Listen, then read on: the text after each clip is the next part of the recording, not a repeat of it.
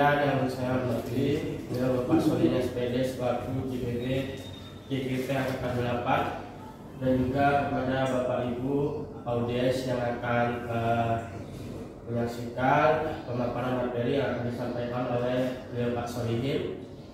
Nah, pertama-tama marilah kita berdoa puja dan puji syukur kita kehadirat Allah Subhanahu wa taala dengan ucapan alhamdulillah atas segala kenikmatan sehat sempat hingga kita dapat berkumpul di ruangan ini.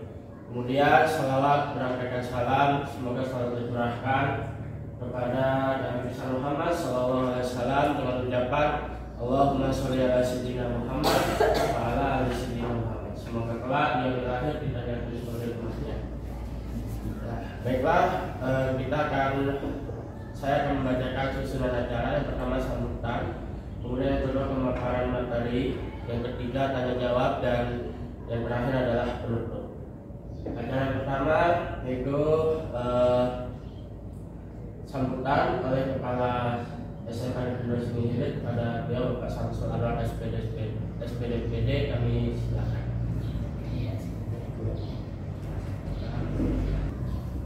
Assalamualaikum warahmatullahi wabarakatuh. Waalaikumsalam. Hormati Bapak Ibu serta diseminasi budaya positif dari calon putra Solihin. Kemudian dalam ini disebut Allahumma sholli ala sayyidina Muhammad. Mungkin penyampaian kita pada hari ini selalu kita sebagai rekan dan partner daripada Pak Solihin sebagai calon guru penggerak, tentu semuanya ini kita dukung. Mudah-mudahan dari usaha beliau untuk menyelesaikan pelatihan dan pelatihan dalam guru penggerak selama 6 bulan ini dimudahkan dan memuaskan untuk kegiatan beliau. Jadi pada hari ini tepatnya itu aksi nyata ya Ustaz. Aksi nyata artinya mungkin saya bisa menangkap senjata ini sebentuk actionnya di lapangan. Seperti apa rencana sesuai dengan isi dan misi dari calon guru penggerak pengembangan di SMA kita. Jadi pada hari ini namanya diseminasi budaya positif, tentunya mengarah kepada nanti kalau kita berbicara masalah budaya, kebiasaan yang akan ditularkan, akan dibiasakan, akan diterapkan untuk seluruh yang ada di lingkungan SMA 2 baik kita dari pihak guru pun, dari tenaga pendidik mungkin ya, mungkin dari siswa-siswi sekalian dan seluruh yang ada di SMA. Jadi dari pembahasan ini kita dengar seperti apa maksud dari kegiatan beliau. Dan intinya kita terima kasih kepada Bapak Ibu yang selalu mendukung. Inilah kekembangan kita sebagai yang adanya pelatihan, pengembangan kompetensi diri dari seorang guru yang sepatutnya karena pengembangan ujung-ujungnya adalah untuk kemajuan dan perkembangan sekolah. Terima kasih. Assalamualaikum warahmatullahi wabarakatuh. Waalaikumsalam. Baik, kami ucapkan terima kasih kepada Bapak Kepala SMK Negeri Sini Pak Samsul Anwar SPD. Selanjutnya adalah kegiatan yang kita nantikan, yaitu penyampaian materi tentang diseminasi budaya positif. Nah, mudah-mudahan apa yang nanti disampaikan oleh Pak Solihin dapat kita terapkan dalam pembelajaran kita sehari-hari. Kepada Bapak Solihin SPD, kami silakan.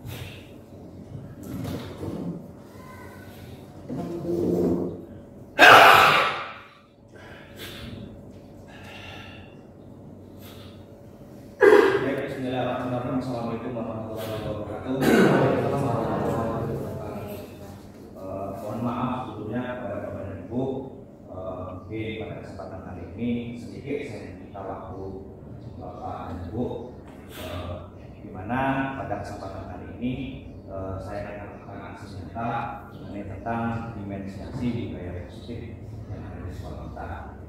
Di sini sebelumnya saya mohon maaf karena maksud saya menggurui di sini dan bukan maksud saya meminta Bapak dan Ibu untuk melakukan hal positif yang ada di sekolah. Namun setidaknya kita sama-sama belajar bagaimana sih budaya positif yang di sekolah, dan mungkin pada dasarnya budaya-budaya ini sudah pernah kita lakukan di sekolah kita. Kemudian dimensiasi ini bisa kita lakukan di sekolah guna untuk memperlancar kegiatan kita di sekolah, untuk meningkatkan komunikasi kita antara guru dan siswa, antara guru sesama guru. Jadi kita bisa memperbaiki kualitas pembelajaran kita bisa memperbaiki ataupun meningkatkan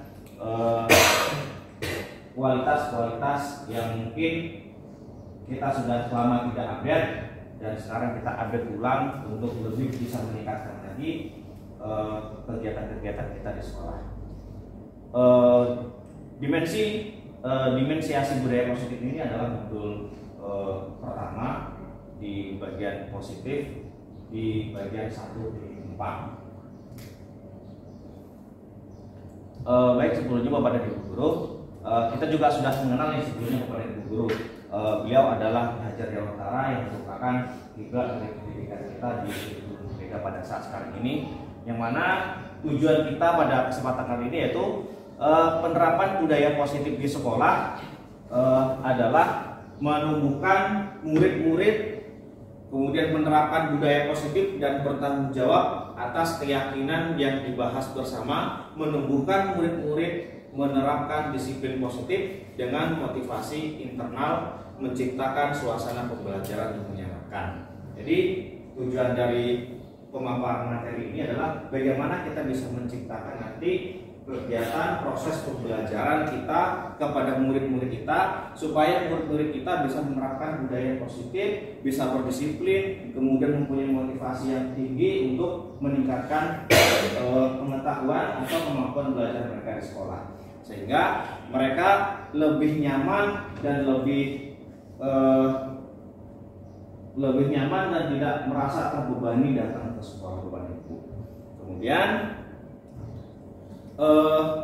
ada beberapa budaya positif yang harus kita laksanakan. Yang pertama, penerapan disiplin positif dan nilai kebijakan. Nah, jadi nanti disiplin positif ini dan nilai kebijakan akan kita terapkan kepada peserta didik kita. Kemudian yang kedua, teori motivasi, hukuman dan penghargaan atau restitusi. Ya, jadi nanti bagaimana sih kita melihat motivasi, kemudian bagaimana sih cara kita memberikan hukuman kepada siswa, dan bagaimana sih kita memberikan penghargaan kepada siswa, dan kemudian restitusi juga itu bagaimana kita menerapkannya juga kepada siswa. Karena sedikit saya membahas mengenai tentang penghargaan, karena pada dasarnya Bapak dan Ibu, ternyata setelah kita pelajari JGP ini, penghargaan bukanlah salah satu salah satu hal utama untuk memberikan motivasi kepada siswa. Dan karena adanya penghargaan ini juga kadang-kadang juga akan melemahkan motivasi belajar siswa terhadap sekolah ataupun terhadap Bapak dan Ibu guru semuanya. Jadi tidak semuanya hal yang dilakukan oleh siswa kita memberikan penghargaan, karena bisa menurunkan motivasinya.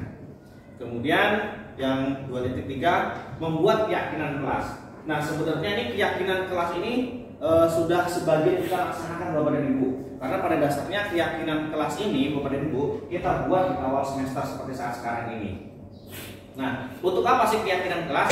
Keyakinan kelas itu adalah salah satunya membuat sebuah kesepakatan di dalam kelas antara belajar siswa dan guru mata pelajaran untuk membuat apa sih yang harus mereka yakini dan apa yang ingin dia lakukan di dalam kelas bersama guru tersebut. Tujuannya adalah pertama untuk meningkatkan motivasi, kemudian untuk mengaitkan mengenai tentang restitusi yang akan kita laksanakan nanti. Kemudian dari keyakinan kelas tersebut juga kita sama-sama bisa mengingatkan kepada seluruh siswa di dalam kelas dari aturan-aturan yang sudah kita buat, yang sudah disepakati dalam kelas, bisa kita laksanakan secara berulang-ulang. Makanya kita membuat kegiatan kelas ini lebih baiknya di awal semester. Kemudian untuk yang 2.4-nya, kebutuhan dasar. Nah, apa sih kebutuhan dasar kita sebagai pendidik? Apa sih kebutuhan dasar kita sebagai seorang siswanya nanti yang akan kita berikan kepada mereka?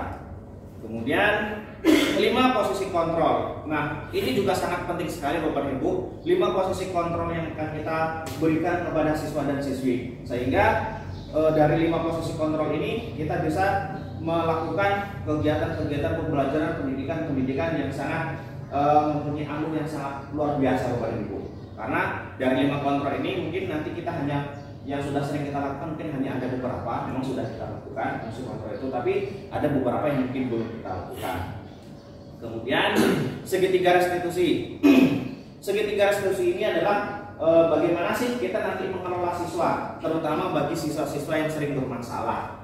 Kita membangkitkan motivasinya, kita membangkitkan rasa ketidakkepercayaan diri mereka untuk mereka tetap lebih termotivasi lagi, lebih meningkatkan diri lagi untuk bisa berubah menjadi lebih baik. Karena sesuai dengan Ki Hajar Dewantara tadi, secara umum kita mengejar seorang siswa itu tidak diperbolehkan Bapak dan Ibu. Karena pada dasarnya siswa dan siswi ini bisa kita ibaratkan menurut teori Ki Hajar Dewantara, dan kita sebagai seorang guru juga diibaratkan sebagai seorang petani, dan siswa itu adalah sebagai benihnya. Jadi kalau kita seorang petani, apabila kita menanam padi, ya kita tetap membiarkan tumbuh menjadi padi. Gak bisa kita mengubah padi yang kita tanam menjadi jagung. Nah, sama halnya dengan seperti itu, kita sebagai seorang pendidik, kita hanya memberikan motivasi, memberikan arah, membimbing, ya sesuai dengan profil Pancasila kita sekarang ini, mengarahkan, membimbing, menentukan bakat dan minat itu adalah siswa kita sendiri. Ya, menentukan bakat dan minat adalah siswa kita sendiri. Kemudian disiplin positif dan nilai kebijakan. Pendekatan mendidik anak untuk melakukan kontrol diri dan pembentukan kepercayaan diri. Jadi pendekatan mendidik kita kepada siswa kita lakukan dengan kontrol yang memang benar-benar kita bisa membentuk kepercayaan diri Bapak dan Ibu. Kita merangkul, terus kemudian kita mengusahakan kepada mereka itu senyaman mungkin kepada kita, supaya mereka juga bisa mengungkapkan keinginan apa sih yang harus ia dapatkan di sekolah lebih nyaman dan bisa lebih mengembangkan potensi dirinya. Kemudian cara menerapkannya yaitu yang pertama, berikan pujian yang positif. Nah, memberikan pujian yang positif juga dalam pembahasan kemarin tidak semuanya kita bisa memberikan pujian yang positif kepada mereka, karena pujian-pujian itu bisa lebih meningkatkan rasa emosional siswa menjadi yang lebih wah seperti itu Bapak Ibu. Jadi memberikan pujian positif yang sewajarnya saja. Kemudian merencanakan waktu bersama tanpa distraksi atau tanpa pemisah. Nah, ini tadi cara bagaimana kita merangkul siswa dan siswi, dan bagaimana cara kita melakukan pendekatan dengan mereka supaya mereka lebih nyaman. Mereka bisa juga mengungkapkan keinginan belajarnya, supaya perkembangan motorik di dalam pemikirannya juga lebih berkembang tanpa takut adanya tekanan dari kita sebagai Bapak Ibu pendidik seperti itu. Kemudian membuat ekspektasi yang jelas. Jadi setelah kita merangkul nanti mereka, kita membuat masukan motivasi, terus kemudian memberikan ekspektasi yang jelas bagaimana sih langkah-langkah mereka untuk bisa berubah dari pembelajaran yang tadi mungkin anak bermasalah, kemudian dalam bermasalah kehidupannya, dalam kehidupan keluarganya yang terbawa ke sekolah, ataupun baik dalam proses pembelajarannya, sehingga memberikan langkah-langkah yang terbaik untuk mereka. Kemudian memberitahu tentang arti sebuah konsekuensi. Nah, nanti konsekuensi ini kaitannya dengan tentang keyakinan kelas. Jadi adanya konsekuensi tadi yang sudah kita lakukan kepada siswa, bahwasanya nah ini loh kegiatan yang salah. Jadi kita bisa nanti merubahnya lagi. Bagaimana sih tahapan yang bentar lagi untuk bisa kita merubah diri Anda sebagai seorang peserta didik bisa menjadi lebih baik lagi seperti itu. Kemudian mengalihkan perhatian secara kreatif. Nah, maksud di sini adalah mengalihkan perhatian secara kreatif, tidak semata-mata kita menonton. Tidak sekarang kita kan lebih sering menonton terpaku kepada satu orang, terpaku kepada sebuah benda. Tapi kita melakukan sebuah sebuah inovasi yang terbaik. Mungkin contohnya saja mungkin kita di pagi hari ya, Bapak Ibu ya. Di pagi hari kita sering bagaimana sih cara mengarahkan perhatian seorang peserta didik yang tadinya pagi kita setiap pagi mengumpulkan mereka secara menonton satu orang untuk mengumpulkan sehingga kita berteriak-teriak menggunakan mic. Nah, kita bagaimana berusaha mungkin salah satunya mungkin membuat sebuah kreasi dari pertama OSIS, mungkin misalkan membuat sebuah kreasi yang bisa ditampilkan pada hari, misalkan pagi hari ini. Sehingga ini juga merupakan salah satu mengalihkan perhatian siswa yang tadinya mungkin yang sering terlambat karena mungkin hari ini ada OSIS yang akan tampilkan seperti ini, ataupun ada kegiatan-kegiatan lain, misalkan seni mungkin pagi ini tampil dulu seperti ini loh seni di sekolah misalkan. Jadi anak-anak termotivasi nih Bapak Ibu cepat untuk melakukan perubahan perkumpulan di sekolah kita sehingga waktu yang kita berikan pada saat pagi hari itu tidak makan. Kemudian nilai kebijakan. Nah, nilai kebijakan ini yang harus kita terapkan nih kepada siswa Bapak Ibu adanya tanggung jawab, toleransi, kebahagiaan, keadilan, kesatuan, semangat, jujur, dan rendah hati. Nah, ini adalah nilai-nilai kebijakan yang mesti kita tanamkan kepada mereka. Dan kemudian juga adanya peduli, rajin, kebersihan, komitmen, percaya diri, gotong royong, tenggang rasa, dan disiplin. Nah, ini adalah nilai-nilai kebijakan yang memang harus kita tanamkan kepada seluruh peserta didik kita. Karena nilai-nilai inilah nanti yang akan membentuk karakter mereka. Kemudian yang ketiga, ini Bapak dan Ibu. Yang ketiga ini adalah mengenai tentang keyakinan kelas. Nah, ini keyakinan kelas. Alhamdulillah ini sudah saya lakukan di dalam kelas. Memang sangat luar biasa Bapak dan Ibu dan efektif. Kemarin saya sudah melakukan ini di beberapa kelas yang sudah saya masukin. Sama juga Bapak dan Ibu, di kelas 10 sudah saya pernah lakukan ini. Kemarin ini ada 3 kelas yang langsung saya rekam kemarin untuk bukti praktek saya bahwasanya membuat keyakinan kelas. Contohnya kalau yang saya lakukan adalah pertama saya membagikan kertas terlebih dahulu, karena kalau kita secara umum nih Bapak dan Ibu, siswa dan siswi kita kan masih malu-malu nih, terutama kelas 10. Jadi saya membagikan kertas kepada mereka, terus kemudian saya hanya menyampaikan silahkan Anda semuanya untuk membuat keyakinan apa sih yang akan kalian inginkan selama satu pembelajaran kita dalam satu semester misalkan. Nah, mereka akan langsung berbuat untuk Bapak dan Ibu. Dan tanpa sengaja juga sama mereka itu peraturan-peraturan yang dibuat adalah mengenai tentang diri mereka sendiri. Alhamdulillah. Mungkin salah satu contohnya mereka kita panggil ke depan menuliskan setiap masuk kelas wajib berpakaian rapi. Nah, kan berarti tanpa kita suruh pun mereka juga sebenarnya menginginkan. Hanya saja kita mungkin menyampaikannya mungkin secara monoton tadi sehingga mereka tidak termotivasi, sehingga tahunya mereka hanya disuruh saja. Tapi kita tidak bisa membagikan rasa bersalah mereka. Nah, di sini nanti akan kita bagaimana membagikan rasa bersalah seorang siswa itu. Nah, keyakinan kelas merupakan metode untuk menimbulkan kembali disiplin positif. Nah, kenapa kok menimbulkan kembali disiplin positif? Di sekolah kita juga punya aturan Bapak dan Ibu. Ternyata aturan yang sudah kita buat, ya, tanpa disadari juga diinginkan sama siswa. Kalau kita mungkin di bagian BK kesiswaan kita juga sudah membuat peraturan misalkan wajib menggunakan wajib menggunakan pakaian yang rapi, baju dimasukkan, poin 50 misalkan. Nah, ternyata setelah kita membuat keyakinan kelas, mereka itu membuatnya sendiri. Saya bilang kemarin, silakan membuat keyakinan kelas apa yang kamu inginkan di dalam kelas, kalau bisa beserta sanksinya. Nah, setelah kemarin sudah saya lakukan, setelah semuanya dikumpulkan, terus kemudian saya tuliskan kemarin di papan tulis, Terus kita seleksi bersama nih, bersama mereka. Kita menyeleksinya juga bersama mereka. Setelah diseleksi, saya sampaikan ada yang salah satu dari membacakan baju. Nah, mulai hari ini setelah disepakati, apakah kita sepakat? Sepakat kata mereka. Setelah sudah disepakati, kemudian kita sampaikan. Anda semuanya, kesepakatan ini sudah kita buat secara bersama dan kita laksanakan secara bersama-sama. Dan kapan kita mulainya? Saya bilang kayak gitu. Dan sebagian mengatakan, Pak, hari ini kita mulai.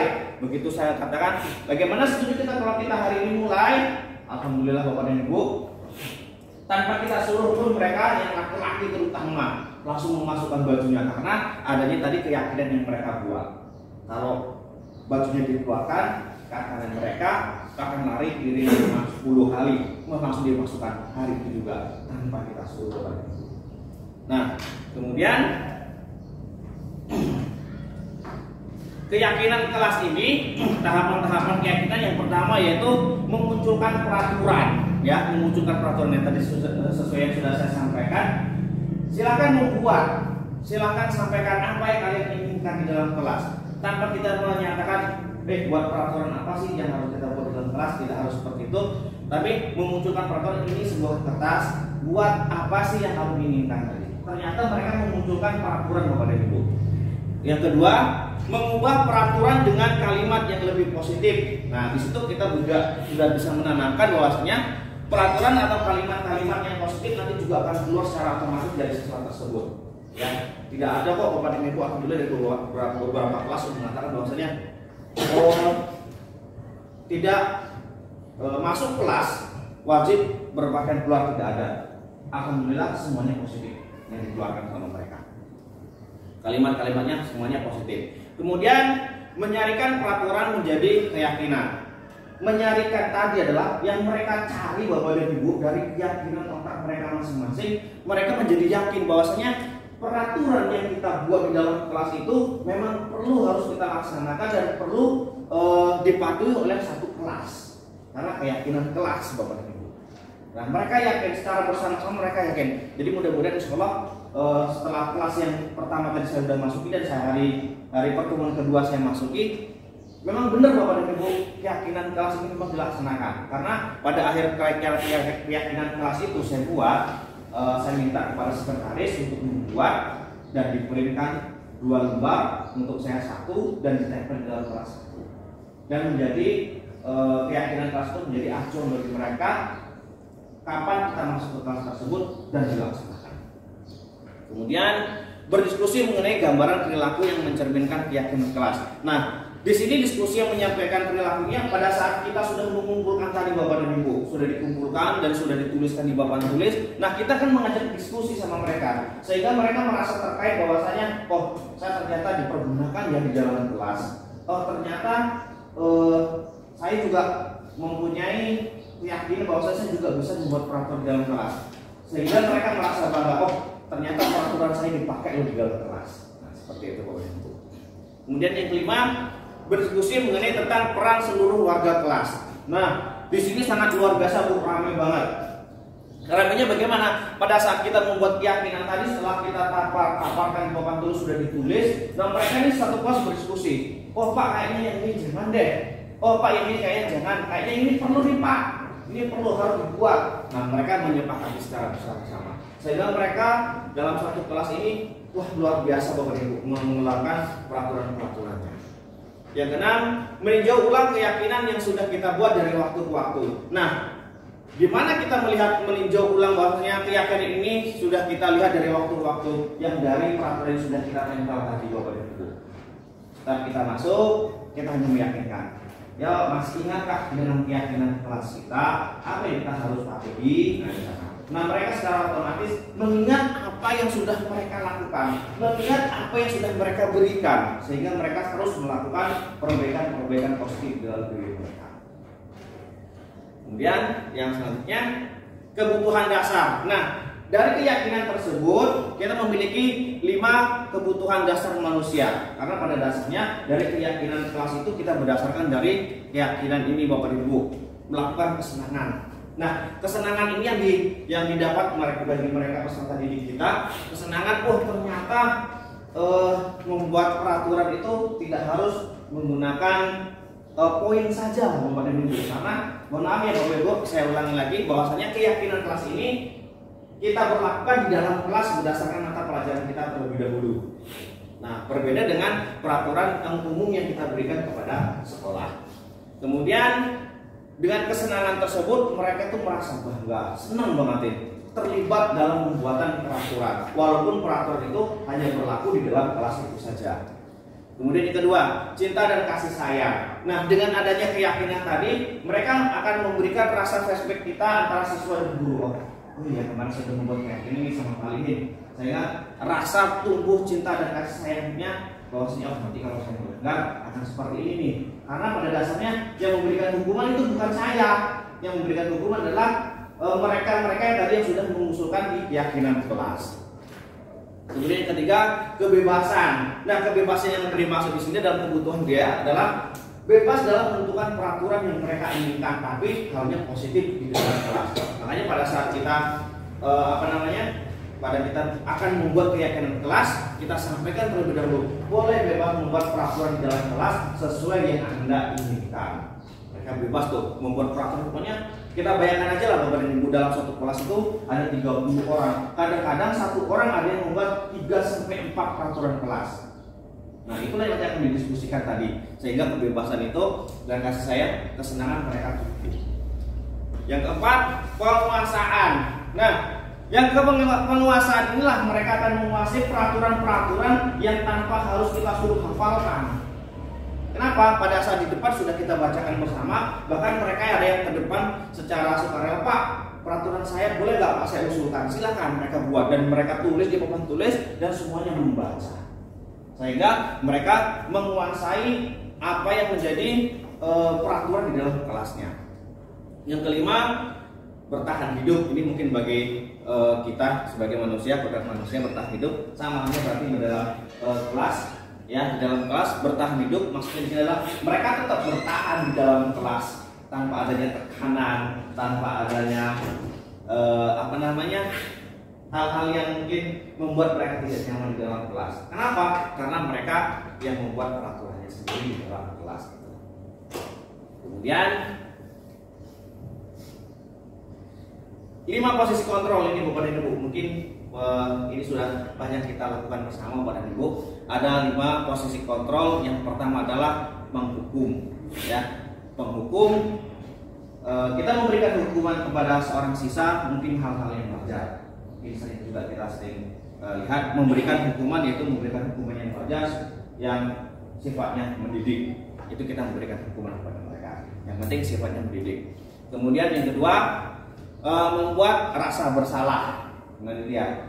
Ini yang mungkin sering atau sangat susah kita melakukan, karena pada dasarnya membuat rasa bersalah kepada siswa tadi, kalau kita face to face tuh mungkin kalau kemudian tidak terbiasa mungkin sangat luar biasa susahnya Bapak Ibu. Karena memang membuat rasa bersalah ini membutuhkan kesabaran dari kita terlebih dahulu, karena harus menggunakan beberapa pertanyaan-pertanyaan biar bagaimana sih siswa itu bahwasanya dengan pertanyaan yang kita berikan dia itu merasa bersalah sendiri. Gitu. Kemudian teman, ya, membuat mereka sebagai teman, ya.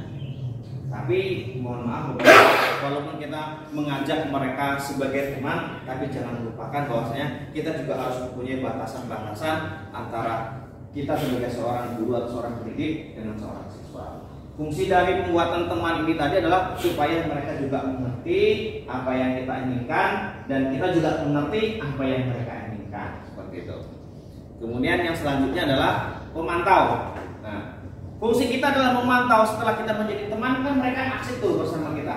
Nah, kita pantau. Nah, dari pertemanan kita sambil memantau, sambil memberikan masukan-masukan kepada siswa supaya siswa tersebut itu bisa berubah. Kemudian yang kelima adalah manajer. Kalau penghukuman secara ringan tadi mendidik sudah kita laksanakan, juga belum. Kemudian pembuatan rasa bersalah juga masih belum berubah. Teman, kita sudah mengajak dia sebagai teman kita, menjadi seorang teman kita, masih juga belum berubah. setelah kita pantau juga, wah ternyata sudah kita pantau menjadi teman sudah, menjadi pembuat rasa bersalah juga sudah, kemudian penghukuman juga sudah. Nah, baru kita menggunakan fungsi manajer kita, Bapak dan Ibu guru. Fungsi manajer kita adalah apa? Kembali ke peraturan sekolah tadi. Kembali ke peraturan sekolah, seperti apa yang harus kita lakukan, seperti tahapan yang sudah kita persiapkan. Misalkan, oh ternyata dari yang sudah tadi laksanakan, dari yang sudah kita lakukan rasa bersalah tadi, kesalahan-kesalahan itu kita hitung dengan poin yang sudah kita tentukan di sekolah kita. Itulah fungsi manajer. Kemudian segitiga restitusi, ini Bapak dan Ibu. Proses menciptakan kondisi bagi murid untuk memperbaiki kesalahan mereka sehingga mereka bisa kembali pada kelompok mereka dengan karakter yang lebih kuat. Maksudnya di sini adalah menciptakan kondisi siswa kita untuk bisa lebih meningkatkan diri dia, kemudian bisa meningkatkan keyakinan dia untuk bisa berubah menjadi karakter lagi. Kadang-kadang kan kita sering nih Bapak dan Ibu mengatakan dari sebuah kondisi murid tersebut, kondisi siswa kita tersebut lagi tertekan, tiba-tiba kita gas juga. Nah, ini yang membuat karakter mereka akan semakin lebih turun. Apa yang segitiga restitusi? Yang pertama yaitu menstabilkan identitas Bapak dan Ibu. Kemudian yang kedua adalah validasi tindakan yang salah, dan yang ketiga adalah menanyakan keyakinan. Kita bahas Bapak dan Ibu.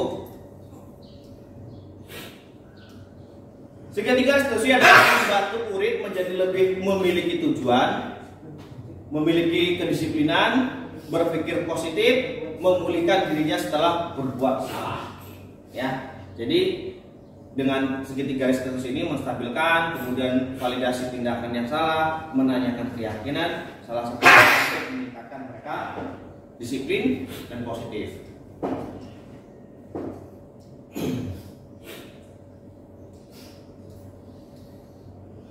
Untuk yang kedua, bagaimana sih cara menstabilkan identitas? Yaitu setiap orang pasti pernah melakukan kesalahan. Benar kan Bapak dan Ibu? Setiap orang pasti pernah melakukan kesalahan. Kemudian kamu bukan satu-satunya yang pernah melakukan kesalahan ini. Ini cara bagaimana ataupun pertanyaan-pertanyaan ataupun kita memberikan kata motivasi umpan balik kepada siswa menstabilkan identitas mereka. Kemudian memvalidasi tindakan yang salah bagaimana Bapak dan Ibu?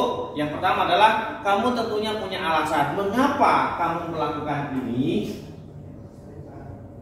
Kan ibaratnya kan seperti itu ya. Mengapa kau sering melakukan ini? Kemudian adakah cara yang lebih efektif untuk mendapatkan apa yang kamu butuhkan? Ya, jadi ini adalah salah satu mungkin pertanyaan-pertanyaan pemantik untuk bagaimana siswa bisa memvalidasi tindakannya, bahwasanya tindakannya itu salah gitu loh. Yang ketiga yaitu menanyakan keyakinan. Bagaimana menanyakan keyakinan? Kelas yang telah disepakati tadi. Nah, keyakinan kita tadi yang di dalam kelas. Selanjutnya, kamu ingin menjadi orang yang seperti apa? Nah, nanti mereka kan masing-masingnya itu berbeda-beda tuh. Saya dari ini dan itu dan segala sesuatunya. Sehingga di dalam segitiga restitusi ini membuat kesinambungan mereka selalu mempunyai pemikiran positif yang disiplin.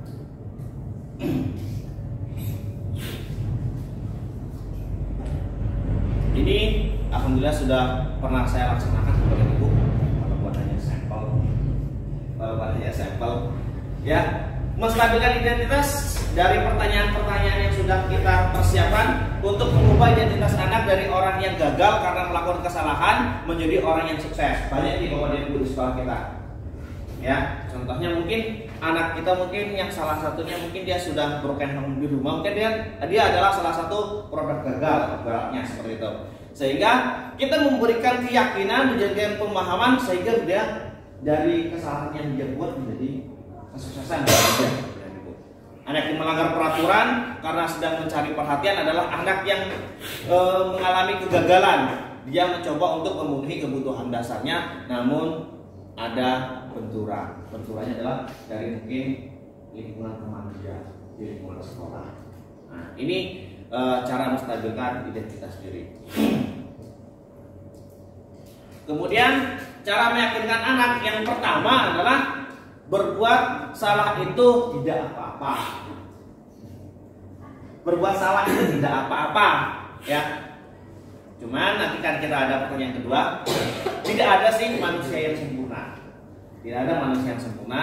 Kemudian kita bisa menyelesaikan masalah ini. Nah, dari ketiga pertanyaan ini saja mungkin anak sudah bisa berkembang atau sudah bisa memberikan umpan balik kepada kita. Berbuat salah itu tidak apa-apa. Berarti dia sudah merasa, oh ya, kamu berbuat salah sebenarnya tidak apa-apa.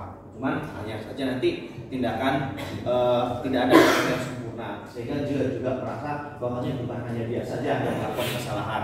Kemudian setelah itu baru kita membuat penyelesaian. Harus ada penyelesaian di akhirnya. Terus kemudian validasi tindakan yang salah. Setiap tindakan kita dilakukan dengan satu tujuan, yaitu memenuhi kebutuhan dasar.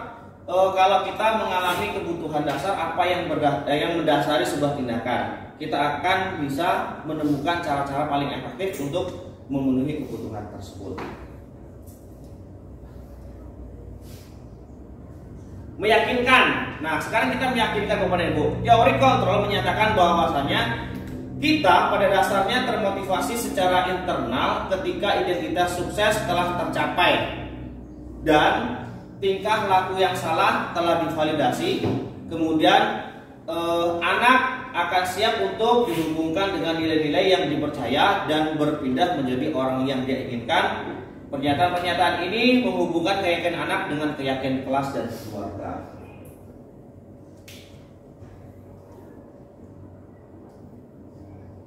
Sekian dan terima kasih Bapak dan Ibu. Mohon maaf sebelumnya. Mari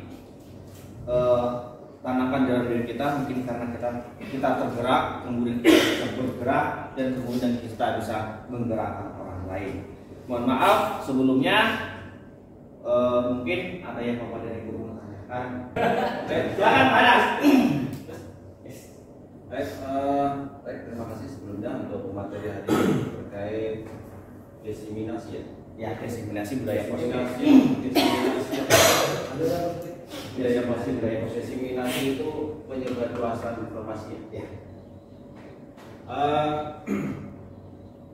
Saya tertarik dengan di bagian mana tadi ya, bahwa pemberian hukuman, punishment ya, pemberian hadiah itu tidak selamanya bagus. Betul, saya sepakat itu, bahwa pemberian hadiah reward kepada yang berprestasi dan punishment hukuman kepada yang bersalah, karena itu ada teorinya. Itu berdasarkan teori, kalau tidak salah ada banyak pendapat siapa gitu. Tidak selamanya hadiah itu akan menjadi anak, betul. Nah, kalau seandainya reward hadiahnya itu saja, semuanya juara pertama dapatnya buku, dari kelas 1 sampai kelas 3 hadiahnya buku saja, tidak akan berpengaruh, tidak ada menambah semangat lagi bagi sang juara kelas, karena hadiahnya sudah tahu terus pasti buku gitu. Jadi saya setuju itu. Terus di yang poin 5 itu tadi apa ya? Bisa berapa saya lupa. 5 apa tadi? 5 kontrol. Yang di poin 5 kontrol yang besar tadi kayaknya. 5 kontrol. Nah, ini ada penghukuman. Jadi, terkait dengan penghukuman kepada siswa, menurut saya punishment ya, itu tetap harus ada menurut saya. Harus tetap ada. Kapan anak itu mengetahui bersalah? Kalau hanya dikasih tahu gitu saja, tidak ada titik jerah. Yang perlu di garis bawah itu titik jerahnya itu. Kalau seandainya dia membuat sebuah kesalahan, maka ada punishment, ada hukuman. Jadi hukuman itu menurut menurut saya di 5 posisi kontrol itu tetap harus ada. Mungkin itu saja untuk tanggapan di materi ini. Terima kasih. Assalamualaikum warahmatullahi wabarakatuh. Waalaikumsalam warahmatullahi wabarakatuh. Terima kasih untuk tangan dulu untuk kita semuanya. Baik, terima kasih Mas Soda. Memang benar sih sebenarnya penghukuman itu tetap ada.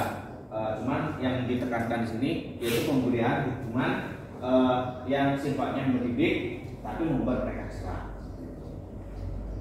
Mungkin ada Bapak, Ibu guru yang lain. Nah, Bu Titik. Assalamualaikum warahmatullahi wabarakatuh.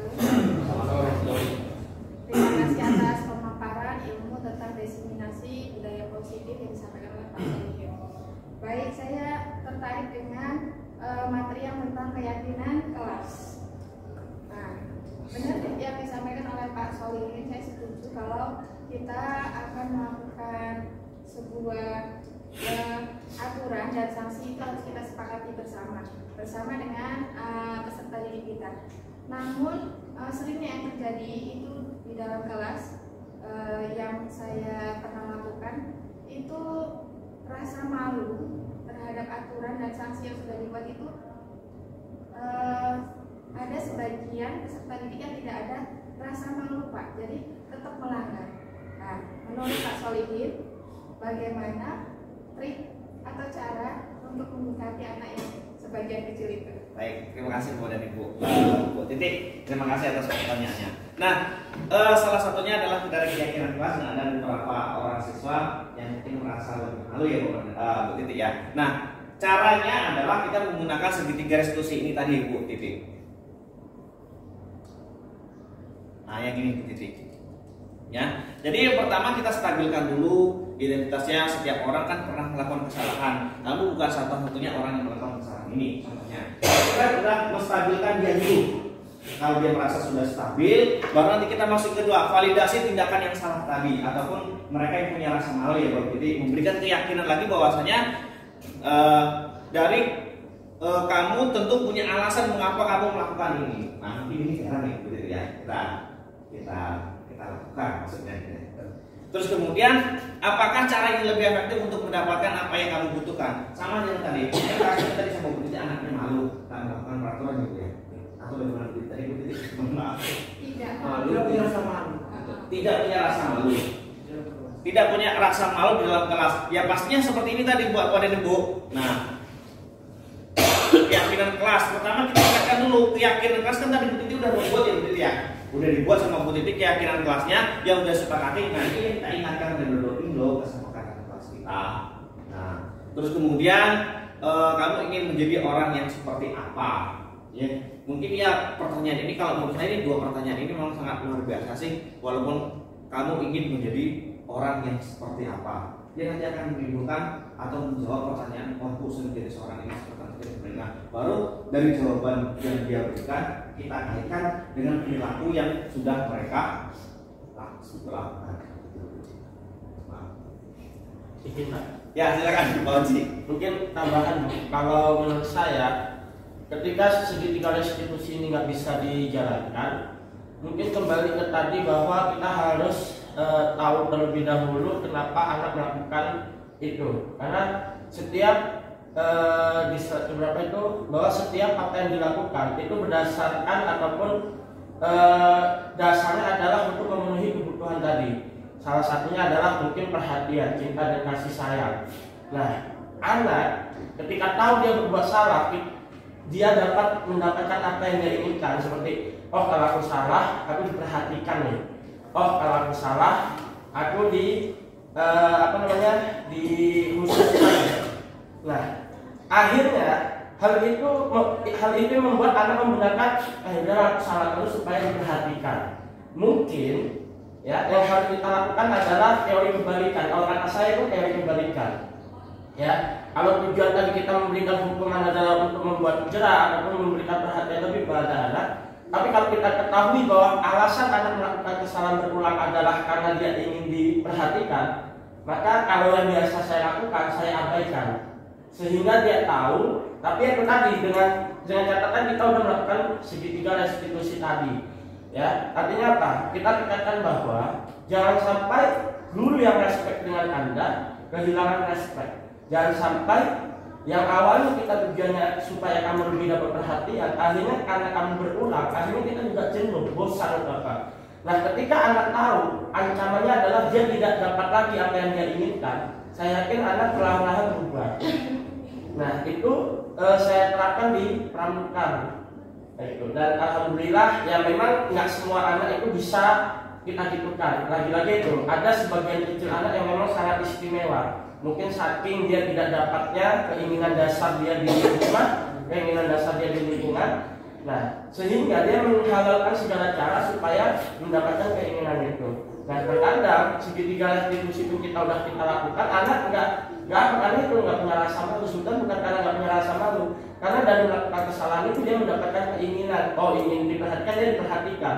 Ingin dihususkan, dia dihususkan. Oh, ingin dipedulikan, dia dipedulikan. Nah, maka kita harus ingatkan bahwa kalau kamu lakukan kayak gitu, kamu nggak akan dapat apa yang kamu inginkan. Nah, mungkin itu. Kalau kata saya itu teori kebalikan. Nah, tapi lagi-lagi dengan catatan kita udah melakukan yang kita tidak restitusi segitiga restitusi, kemudian kita udah melakukan 5 posisi kontrol dan seterusnya. Terima kasih. Terima kasih. Tepuk tangan untuk kita semua. Jadi alhamdulillah dalam posisi kontrol berarti ya Bapak Ibu saya tambahkan sedikit dari mungkin sebuah penghukuman pembuatan rasa bersalah, mungkin salah satu teman ini adalah bagaimana kita mengkhususkan mereka untuk bisa kita berikan masukan-masukan lagi karena mereka sudah menganggapnya sebagai teman. Tapi itu tadi kita bisa menganggap mereka teman, tapi dengan batasan-batasan bahwasanya kita tetap menjadi seorang guru atau seorang pengajar, memberikan harus ada sedikit pembiasaan antara siswa dan guru. Terima kasih. Demikian yang bisa saya sampaikan. Mudah-mudahan bermanfaat dan mudah-mudahan bisa menjadi keyakinan bagi kita dan bisa memberikan hal-hal yang positif lagi bagi kita dan memberikan perubahan di dalam sekolah kita. Sekali lagi terima kasih saya ucapkan kepada Bapak Guru yang sempat hadir hari ini. Saya akhiri wabillahi taufiq wal hidayah. Assalamualaikum warahmatullahi wabarakatuh. Baiklah, itu tadi pemaparan materi diseminasi budaya positif oleh Pak Solihin SPD yang mudah-mudahan dapat mengingatkan kita kembali terkait dengan bagaimana kita mengelola sebuah kelas, mengelola suatu sekolah yang tentunya nanti dengan harapan agar anak itu bergerak dan juga menggerakkan atas keinginan sendiri tapi bukan atas paksaan. Mungkin itu aja, kurang lebihnya saya mohon maaf. Mari kita tutup acara kita dengan baca alhamdulillah bersama. Alhamdulillah. Dari saya cukup sekian, saya akhiri. Assalamualaikum warahmatullahi wabarakatuh.